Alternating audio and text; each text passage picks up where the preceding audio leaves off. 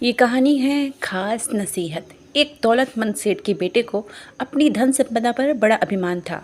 उसने अपने अंतिम समय में बेटे को बुलाकर कहा, बेटा तू कुछ मत करना, केवल मेरे मरने के बाद मेरे पैरों में फटे हुए मोजे पहना देना। सेठ की मौत के बाद बेटे ने पिता की आखिरी इच्छा जताई।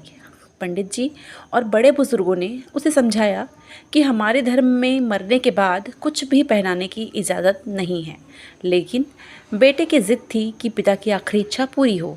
बहस इतनी बढ़ गई कि शहर के पंडितों को जमा किया गया।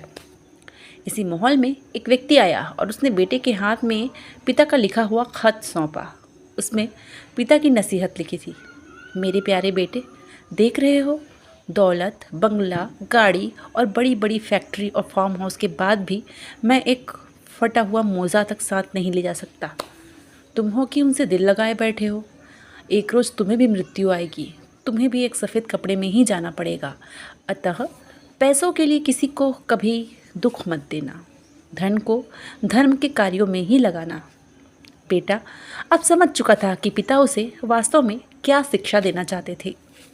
इस कहानी से शिक्षा मिलती है, जीवन में पैसा ही सुख का आधार नहीं, लोगों की मदद को अपना मिशन बनाएं, अपना धर्म बनाएं और खुश रहें।